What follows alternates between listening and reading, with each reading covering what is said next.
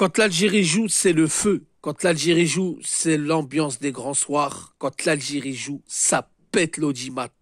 Salam alaikum la famille des Z, j'espère que vous allez bien ainsi que tous vos proches. Bienvenue à tous les amoureux du football pour cette nouvelle vidéo. Aujourd'hui, on va parler du match entre l'Algérie et le Rwanda, prévu le 5 juin au stade Shahid Hamraoui de Constantine à 17h heure locale, 18h heure française.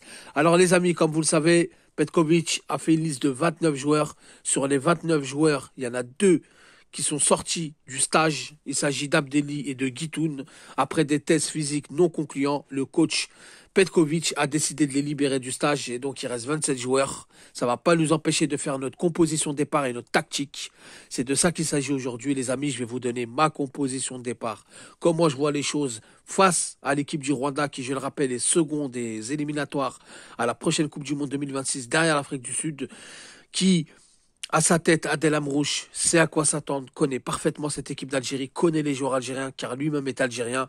Il a pris cette équipe après avoir été blanchi par le TAS suite à son exclusion à propos, par rapport à ses propos tenus contre la Confédération africaine de football. Et donc pour moi c'est un très bon stage, mais on en a déjà parlé, on va pas s'étaler là-dessus. Je vais vous donner mon 11, ma tactique, et vous en commentaire vous allez me dire ce que vous en pensez. Alors en gardien de but les amis, Gendouzi. Bien évidemment je partirai sur du 4-2-3-1, j'ai hésité entre le 3-4-3 ou le 4-2-3-1, mais je préfère commencer par le 4-2-3-1, je vais m'expliquer pourquoi après.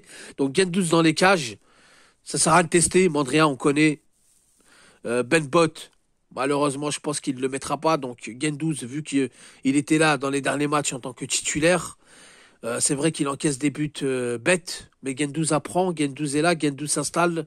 Donc moi je le reconduis car le poste du gardien de but c'est pas comme les autres postes. Je préfère rester dans la continuité et je le ferai même jouer contre la Suède. Ensuite, dans une défense à 4, à gauche, Adjam. Dans l'axe de la défense, Tougaï, Mandi et à droite, Attal. Alors pourquoi Adjam? C'est vrai que j'ai beaucoup dit qu'Adjam a été bon à droite. Et pourquoi pas le retester à droite? Tout simplement, Guitoun est sorti du groupe. Donc à droite, il reste Attal, Farsi. Mandi peut jouer à droite, mais dans l'axe de la défense, on a un Nahir qui est blessé. On a un Madani qui... On sait de quoi il vaut. Et on a un Tougaï, on le met par défaut parce que Ben Sebaini vaut mieux le préserver pour la Suède. Au pire, le faire entrer face au Rwanda vers la fin et le mettre face à la Suède pour lui éviter des blessures. Lui qui a fait une grosse saison avec Dortmund, Ligue des Champions, championnat, Coupe d'Allemagne. Donc il a enchaîné, il est fatigué. Il a passé ses tests physiques, mais voilà, on va pas prendre de risques. Tougaï... Voilà, Tougaï, on sait ce qu'il vaut, donc je le mets par défaut. Et Mandi, c'est le professionnalisme, il est capable, je pense, d'être titulaire face au Rwanda au moins une mi-temps et d'être titulaire peut-être face à la Suède. Les amis, devant la défense, Bentaleb, Boudaoui, c'est un duo que j'ai envie de voir. Boudaoui qui peut enchaîner les deux matchs, même s'il ne jouera pas 90 minutes, mais il peut enchaîner les deux matchs. Lui qui a du coffre, ça fait partie de ces joueurs qui ont... plus de coffres et plus de jus et qu'ils ont 3-4 poumons en plus que la normale. Donc lui, il peut enchaîner, je le mets devant la défense. En même temps, on n'a pas trop le choix. Benasser, il est en méforme. Zerouki, il est en méforme. Abdelli, comme je l'ai dit, il est sorti du groupe. Chitraoui n'a pas été sélectionné. Donc Boudaoui et à côté Bentaleb qui a de quoi revenir. Bentaleb qui est content de revenir en sélection, qui revient revanchard, ça fait très longtemps qu'il n'était pas là, suite à son arrêt cardiaque.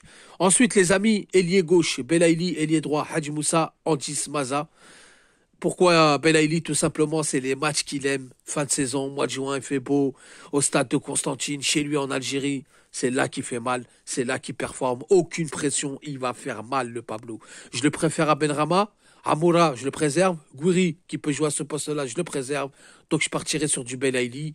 Il a fait une bonne rentrée face au Botswana. Il a fait une bonne rentrée face au Mozambique. Il n'est pas en train de râler quand il joue remplaçant, donc il mérite. Hadj Moussa, je le teste. Apparemment, d'après certaines infos, il avait hésité entre Hadj Moussa et Bouanani. Il a pris Hadj Moussa pour le tester. Il serait bien temps de le tester. Je vois pas pourquoi on mettrait Mahrez dans ce match-là. Il serait bien temps que Hadj Moussa nous montre ce qu'il vaut. Il a fait une saison complète avec Feyenoord. Championnat, Ligue des Champions, s'est installé dans son club. Il est dans le viseur de plusieurs clubs européens. Donc, il mérite sa titularisation. Maza en 10, tant attendu. Maza qui a fait sensation. Qui est rentré 10 minutes face au Mozambique et qui a remis tout le monde d'accord. Qui était rentré 2 minutes face au Togo et qui avait commencé à taper dans l'œil des supporters algériens. Donc Maza mérite sa titularisation en 10, même s'il n'y a pas beaucoup de cohésion.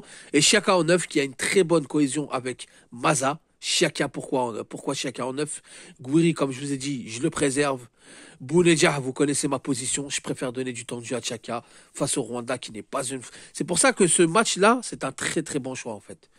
Pas de pression, c'est pas une foudre de guerre, on peut tester les jeunes. Donc Chiaka qui a assez on va dire de temps de jeu cette saison pour jouer.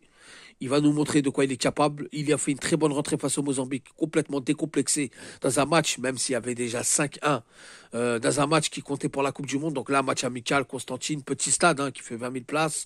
C'est vrai qu'il y a une grosse pression, mais pas comme à Annaba au 5 juillet. Donc j'y mettrai Chiaka. Ensuite, on peut très bien changer de système au cours du match selon la physionomie.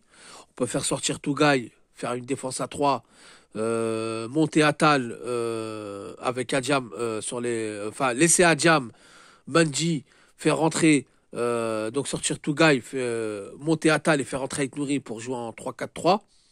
Chiaka, on peut le faire sortir, on fait rentrer Gouiri.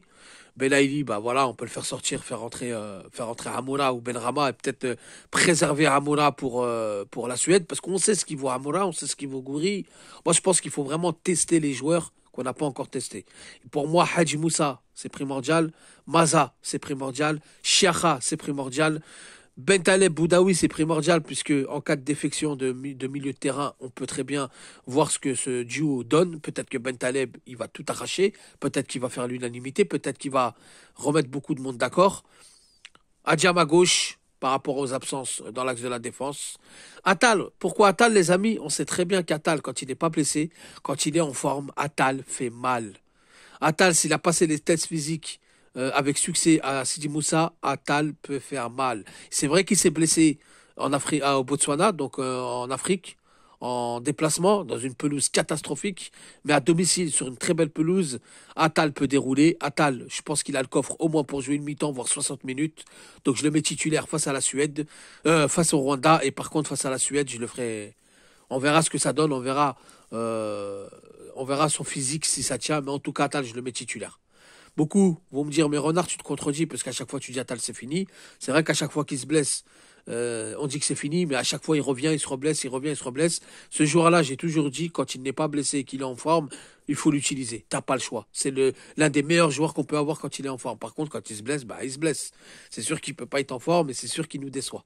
Donc voilà, les amis, dites-moi ce que vous en pensez en commentaire. 4-2-3-1, gain 12 dans les cages.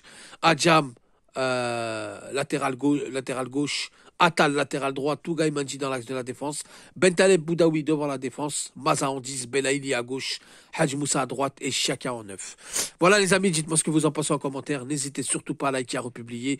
On se retrouve pour d'autres vidéos. Salam alaikum, que la paix soit sur vous.